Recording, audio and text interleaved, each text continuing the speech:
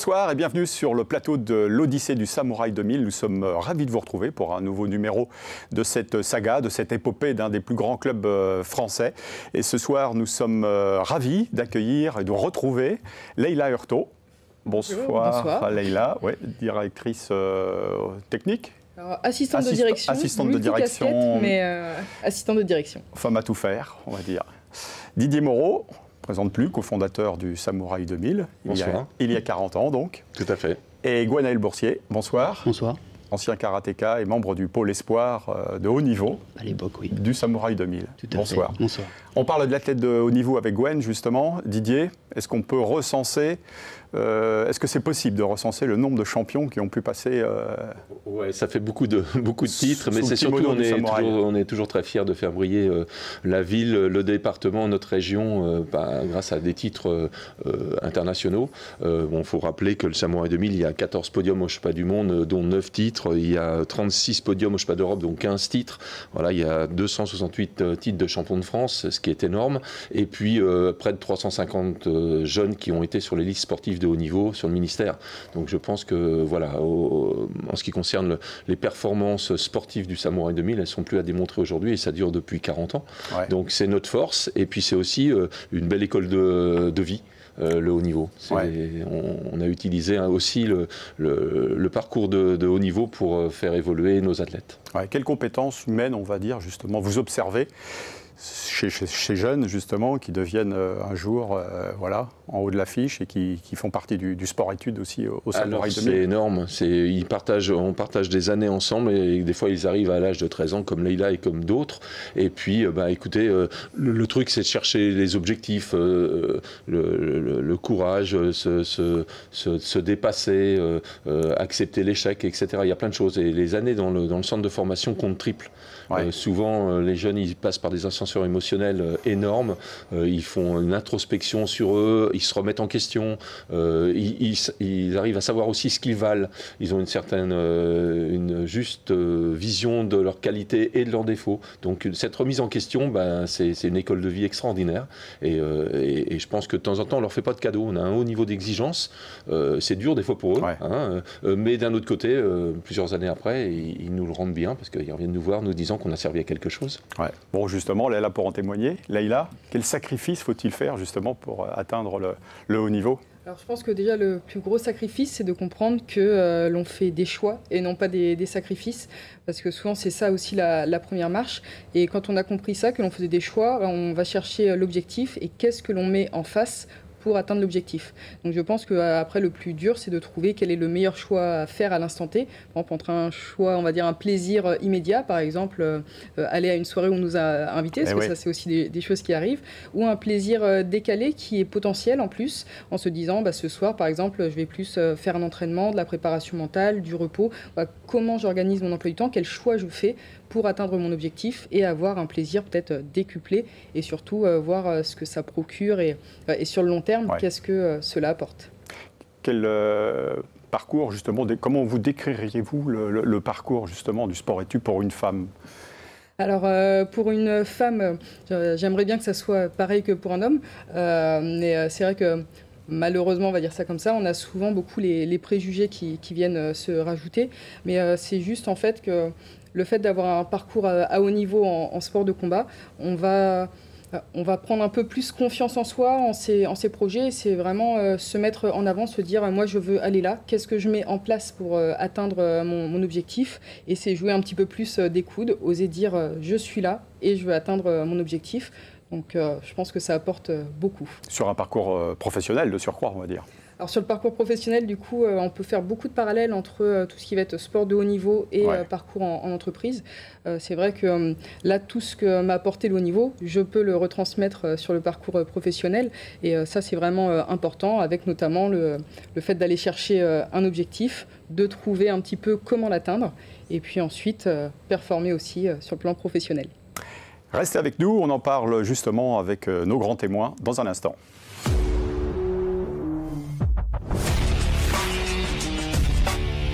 Quand on parle de champion Samouraï 2000, on retrouve Gwenaël Boursier. Gwenaël, est-ce que vous pouvez nous raconter un petit peu votre parcours ? Oui, alors on va essayer de faire court. Ouais. J'ai commencé le karaté en 89, j'avais 7 ans. Puis j'ai suivi l'école des arts martiaux du Samouraï 2000 pour arriver jusqu'au centre de formation. J'étais à l'époque étudiant en management du sport, en STAPS. J'ai pas le palmarès de certains de mes camarades qui sont devenus des amis très proches, mais on voit déjà la différence de physique à l'époque. Non, je faisais des études de master de management du sport et en parallèle de ma carrière de haut niveau, je fais double champion de France universitaire et junior. Et puis j'ai été sélectionné pour les championnats d'Europe en 2003. D'accord. Qu'est-ce que le haut niveau vous a appris sur vous-même ? Déjà de pouvoir se connaître intérieurement, connaître ses limites, connaître aussi ses capacités. On soupçonne bien souvent très mal nos capacités et du coup grâce au haut niveau, grâce au karaté, permis de repousser ces limites-là et de pouvoir aussi apprendre à se surpasser, apprendre à mettre en place de la rigueur, de l'organisation pour atteindre un objectif et c'est je pense ça que je retiendrai le plus dans l'aventure. Ouais. On va poser également la question à Émilie Cacheux dans un petit message enregistré. Bonjour à tous, je suis Émilie Cacheux, anciennement Émilie Lomo. J'ai été à plusieurs reprises championne de France en individuel, en équipe, que ce soit chez les jeunes, en universitaire ou chez les seniors. J'ai été 3e au championnat d'Europe jeune et aussi 2 fois vice-championne du monde par équipe. Actuellement, je vis en Gironde où je suis enseignante en activité physique adaptée dans un centre de réhabilitation psychosociale. Le Samouraï 2000 pour moi, en fait, c'est ma 2e maison. J'y ai fait mes premiers pas.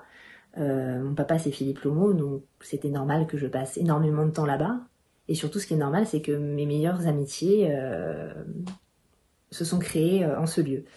Notamment avec mes partenaires d'entraînement du pôle et sport de l'époque. C'est vrai que le fait de passer plusieurs heures par jour ensemble, se voir tous les week-ends en compétition, en stage, ça crée du lien. Et puis surtout on vit des moments forts. Donc, que ce soit dans la difficulté des entraînements, mais aussi les défaites, les victoires en compétition. Et tout ça, ça crée des liens indélébiles. La preuve, aujourd'hui encore, mes meilleurs amis sont mes anciens partenaires d'entraînement. Et notamment un des partenaires d'entraînement est devenu mon mari, Ludovic Cacheux, donc, avec qui on vit ici en Gironde aujourd'hui. Je dirais que le karaté et le sport de haut niveau en général m'a donné beaucoup de valeurs, mais une que je retiens, c'est surtout, et que j'utilise dans la vie de tous les jours, c'est la ténacité. C'est justement cette capacité à se fixer des objectifs et à mettre tout en œuvre pour pouvoir les atteindre. Didier, à l'image d'Émilie, à l'image de Gwenaëlle, il y a d'autres réussites sportives, mais aussi professionnelles au Samouraï. Oh oui, il y en a eu énormément. Hein. Il me faudrait beaucoup de temps pour les citer. Il y a Julien Pissionne qui est à la Fédération française de rugby. Il y a Arnaud Causeret qui aujourd'hui est designer dans les entreprises de luxe en France. Il y en a énormément. Il y a Sarah, la sœur de Leïla, qui est dans le clerc de notaire. Voilà, il y a plein de choses. Et bien sûr, il y a toutes les personnes présentes sur le plateau qui ont vraiment eu des très beaux parcours professionnels, dont Ludo Cacheux aussi, qui a été entraîneur en équipe de France, et puis Gwenaëlle Boursier qui est ici présent, quoi. La transition est toute trouvée, on l'écoute. Ludovic Cacheux, ancien sportif de haut niveau de 2000 à 2010. J'ai notamment remporté le titre de champion du monde par équipe en 2004. J'ai été champion d'Europe individuel en 2008, médaillé de bronze au championnat du monde individuel en 2010, double champion du monde universitaire et multiple champion de France et vainqueur de Coupe de France. Aujourd'hui, je suis cadre au ministère des Sports et cadre technique national à la Fédération française de karaté, où j'ai été entraîneur national pendant 11 ans des équipes de France jeunes et des équipes de France seniors. Le sport de haut niveau a développé de fortes amitiés, puisque Dimitri Degnaud, qui a été mon partenaire d'entraînement pendant 13 ans, fait partie de mes amis les plus proches, au même titre que Simon Ruby, Arnaud Causeret ou Gwenaëlle Boursier, qui est sur le plateau et que je salue. Mais plus intimement, j'ai rencontré ma femme sur les tatamis du haut niveau, et ça fait 20 ans qu'on partage notre vie ensemble et que nous avons 2 magnifiques enfants. Et je fais un coucou à mon beau-papa qui doit être sur le plateau. Le sport de haut niveau m'a appris à me fixer des objectifs et à tout faire pour y arriver et à tout faire pour les atteindre. Apprendre à se dépasser et à se sublimer pour aller chercher l'excellence, ça a été mon quotidien pendant 10 ans, et même derrière en tant qu'entraîneur national, c'est ce qu'on essaie de transmettre aux jeunes. Et puis apprendre de ses défaites et de ses erreurs pour savoir rebondir et aller toujours plus haut grâce à ces expériences. Voilà, j'espère avoir répondu à vos questions. Je vous dis à bientôt et longue vie au Samouraï 2000. Eh bien merci Ludovic, on se retrouve dans quelques instants. Restez avec nous pour la troisième partie de l'Odyssée du Samouraï.